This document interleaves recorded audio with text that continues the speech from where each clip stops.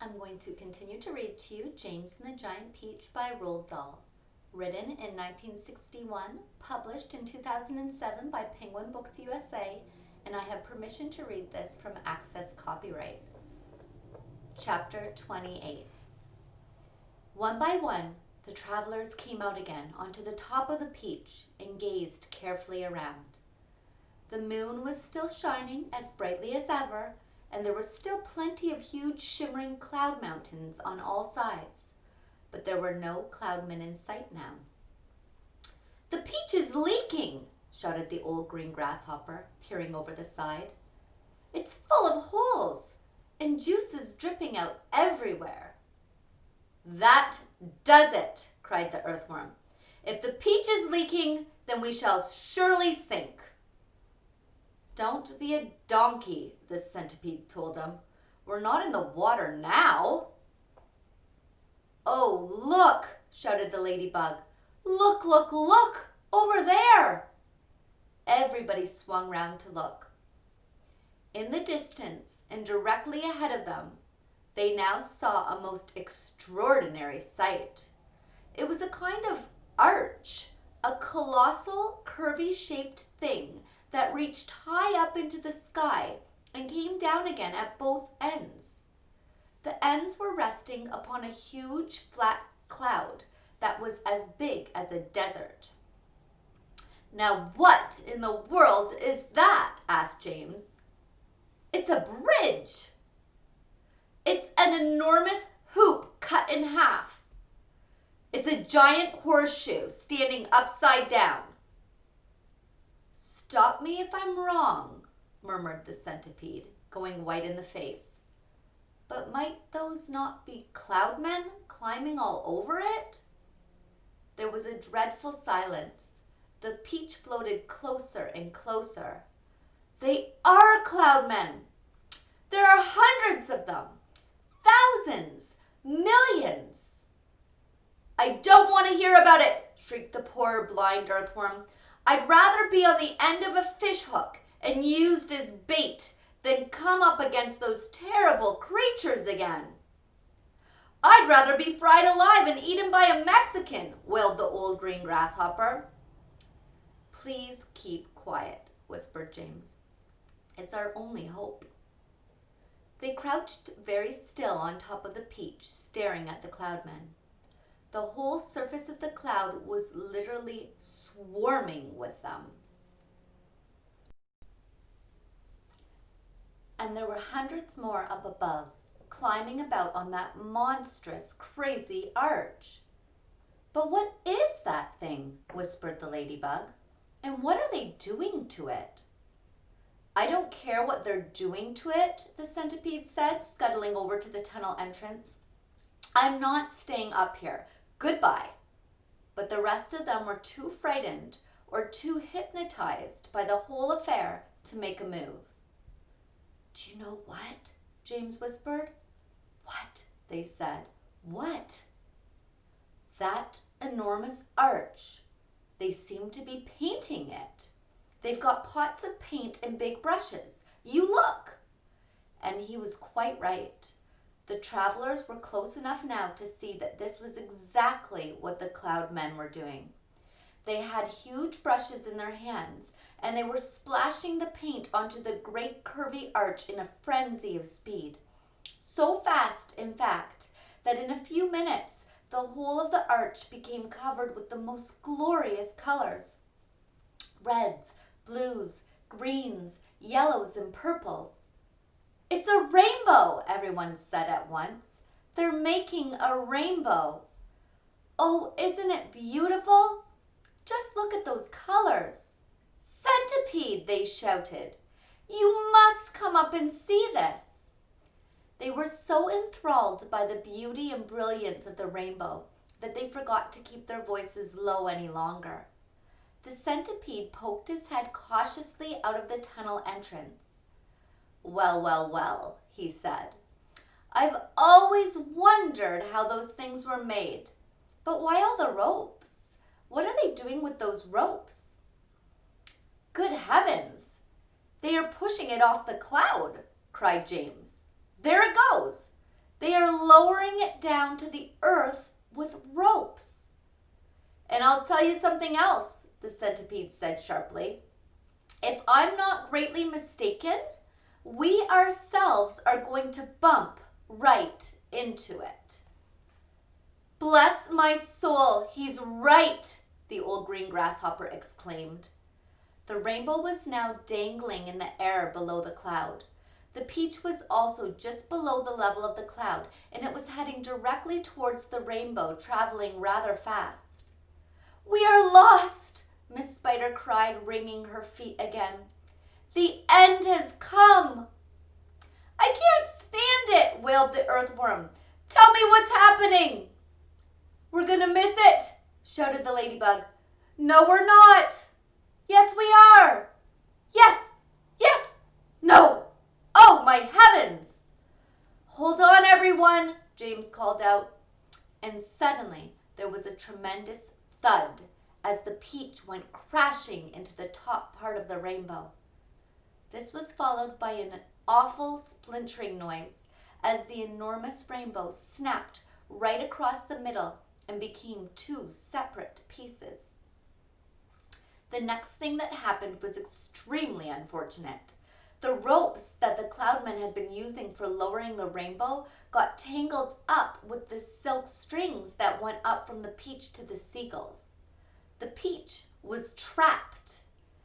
Panic and pandemonium broke out among the travelers, and James Henry Trotter glanced up quickly, saw the faces of 1,000 furious cloudmen peering down at him over the edge of the cloud. The faces had almost no shape at all because of the long white hairs that covered them. There were no noses, no mouths, no ears, no chins. Only the eyes were visible in each face. Two small black eyes glinting malevolently through the hairs.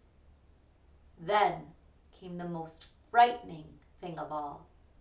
One cloudman, a huge, hairy creature who must have been 14 feet tall at least, suddenly stood up and made a tremendous leap off the side of the cloud, trying to get to one of the silk strings above the peach. James and his friends saw him go flying through the air above them, his arms outstretched in front of him, reaching for the nearest string, and they saw him grab it and cling to it with his hands and legs, and then, very, very slowly, hand over hand, he began to come down the string. Mercy! Help! Save us! Cried the ladybug. He's coming down to eat us! Wailed the old green grasshopper. Jump overboard!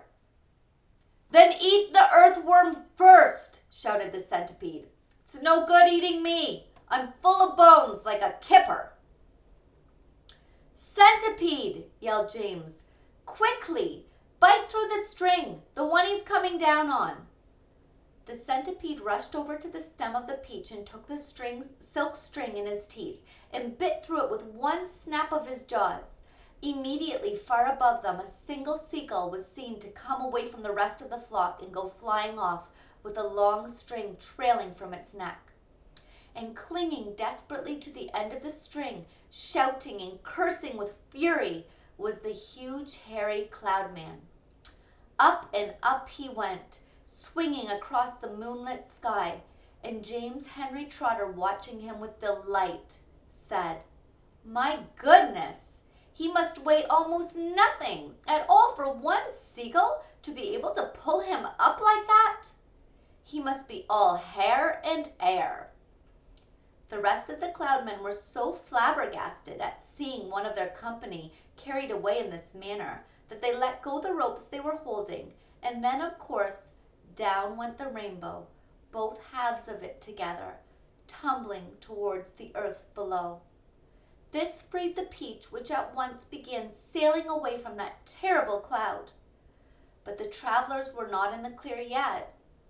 The infuriated cloudmen jumped up and ran after them along the cloud, pelting them mercilessly with all sorts of hard and horrible objects. Empty paint buckets, paint brushes, Stepladders, stools, saucepans, frying pans, rotten eggs, dead rats, bottles of hair oil. Anything those brutes could lay their hands on came raining down upon the peach.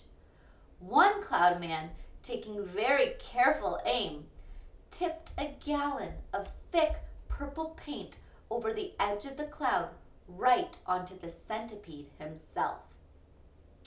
The centipede screamed with anger. "My legs!" he cried. "They're all sticking together. I can't walk, and my eyelids won't open. I can't see, and my boots are ruined." But for the moment, everyone was far too busy dodging the things that the cloudmen were throwing to pay any attention to the centipede. "The paint is drying," he moaned. "It's going hard. I can't move my legs. I can't move anything." "You can still move your mouth," the earthworm said, "and that is a great pity." "James," bawled the centipede, "please help me. Wash off this paint. Scrape it off. Anything." Chapter 29. It seemed like a long time before the seagulls were able to pull the peach away from that horrible rain cloud. But they managed it at last, and then everybody gathered around the wretched centipede and began arguing about the best way to get the paint off his body. He really did look a sight. He was purple all over, and now that the paint was beginning to dry and harden, he was forced to sit very stiff and upright, as though he were encased in cement. And all 42 of his legs were sticking out straight in front of him like rods. He tried to say something, but his lips wouldn't move. All he could do now was to make gurgling noises in his throat. The old green grasshopper reached out and touched him carefully on the stomach. "But how could it possibly have dried so quickly?" he asked. "It's rainbow paint," James answered. "Rainbow paint dries very quick and very hard." "I detest paint," Miss Spider announced. "It frightens me. It reminds me of Aunt Spiker, the late Aunt Spiker, I mean. Because the last time she painted her kitchen ceiling, my poor darling grandmother stepped into it by mistake when it was still wet, and there she stuck. And all through the night we could hear her calling to us, saying, 'Help, help, help.' And it was heartbreaking to listen to her. But what could we do? Not a thing until the next day when the paint had dried. And then, of course, we all rushed over to her and calmed her down and gave her some food. Believe it or not, she lived for 6 months like that, upside down on the ceiling with her legs stuck permanently in the paint. She really did. We fed her every day. We brought her fresh flies straight from the web. But then on the 26th of April last, Aunt Sponge, the late Aunt Sponge, happened to glance up at the ceiling, and she spotted her. "A spider!" she cried. "A disgusting spider! Quick! Fetch me the mop with the long handle!" And then, oh, it was so awful. I can't bear to think of it. Miss Spider wiped away a tear and looked sadly at the centipede. "You poor thing," she murmured. "I do feel sorry for you." "It'll never come off," the earthworm said brightly. "Our centipede will never move again. He will turn into a statue, and we shall be able to put him in the middle of the lawn with a bird bath on the top of his head." "We could try peeling him like a banana," the old green grasshopper suggested. "Or rubbing him with sandpaper," the ladybug said. "Now, if he stuck out his tongue," the earthworm said, smiling a little for perhaps the first time in his life, "if he stuck it out really far, then we could all catch hold of it and start pulling. And if we pulled hard enough, we could turn him inside out and he would have new skin." There was a pause while the others considered this interesting proposal. "I think," James said slowly, "I think that the best thing to do—" Then he stopped. "What was that?" he asked quickly. I heard a voice. I heard someone shouting. Chapter 30. They all raised their heads listening. Shh! There it is again. But the voice was too far away for them to hear what it was saying. "It's a cloud man," Miss Spider cried. "I just know it's a cloud man. They're after us again." "It came from above," the earthworm said, and automatically everyone looked upward, everyone except the centipede who couldn't move. "Ouch," they said. "Help! Mercy! We're going to catch it this time." For what they now saw, swirling and twisting directly over their heads, was an immense black cloud.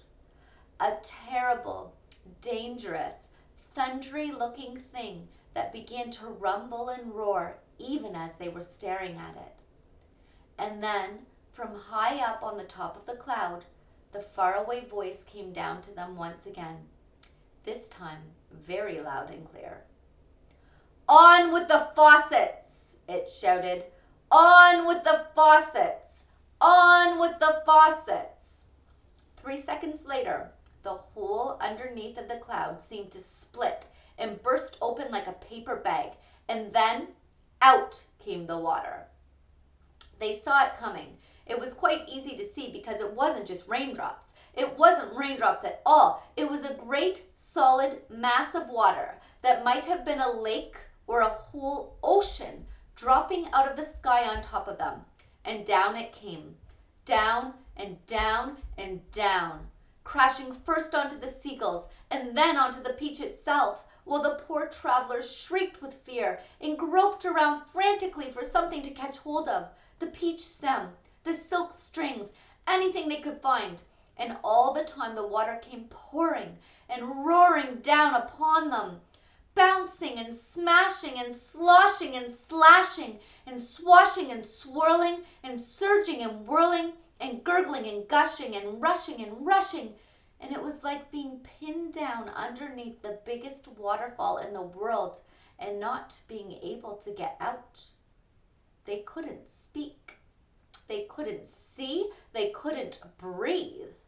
And James Henry Trotter, holding on madly to one of the silk strings above the peach stem, told himself that this must surely be the end of everything at last. But then, just as suddenly as it had started, the deluge stopped. They were out of it, and it was all over. The wonderful seagulls had flown right through it and had come out safely on the other side. Once again, the giant peach was sailing peacefully through the mysterious moonlit sky. "I am drowned," gasped the old green grasshopper, spitting out water by the pint. "It's gone right through my skin," the earthworm groaned. "I always thought my skin was waterproof, but it isn't, and now I'm full of rain." "Look at me! Look at me!" shouted the centipede excitedly. "I'm washed clean! The paint's all gone! I can move again!" "That's the worst news I've had in a long time," the earthworm said. The centipede was dancing around the deck and turning somersaults in the air and singing at the top of his voice. "Oh, hooray for the storm and the rain! I can move! I don't feel any pain. And now I'm a pest! I'm the biggest and best, the most marvelous pest once again." "Oh, do shut up," the old green grasshopper said. "Look at me!" cried the centipede. "Look at me! I am freed! I am freed! Not a scratch nor a bruise nor a bleed. To his grave this fine gent they had all thought they'd sent. And I went near, and I very near went. Oh, I very near went. But they sent quite the wrong centipede." Chapter 31. "How fast we are going all of a sudden," the ladybug said. "I wonder why." "I don't think the seagulls like this place any better than we do," James answered. "I imagine they want to get out of it as soon as they can. They got a bad fright in the storm we've just been through." Faster and faster flew the seagulls, skimming across the sky at a tremendous pace, with the peach trailing out behind them.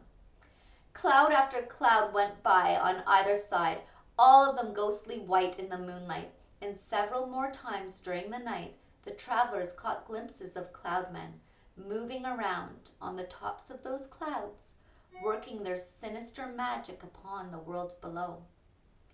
Once they passed a snow machine in operation, with the cloudmen turning the handle and a blizzard of snowflakes blowing out of the great funnel above. They saw the huge drums that were used for making thunder, and the cloudmen beating them furiously with long hammers.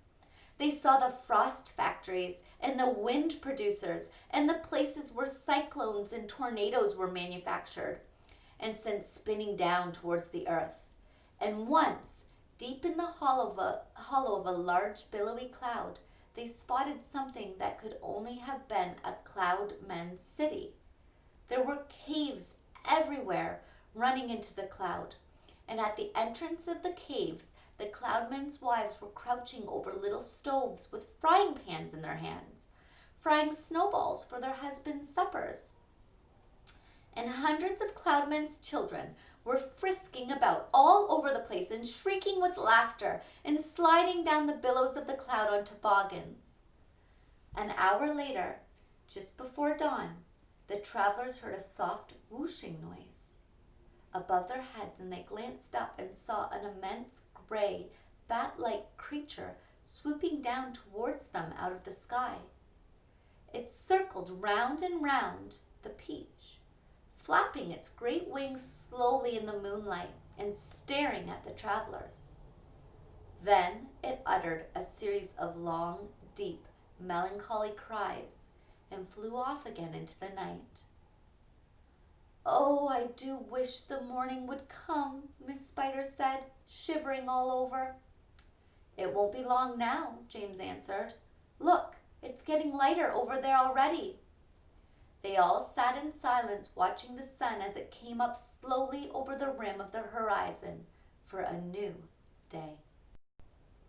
For your assignment today, I'd like you to post on Edsby on the recess board or in a message to me a description of your favorite type of weather. For example, I love a sunny spring day when it's not too hot outside and not too cold outside and there's a gentle breeze. So enjoy your assignment, enjoy your online learning today, and I look forward to continuing the story tomorrow.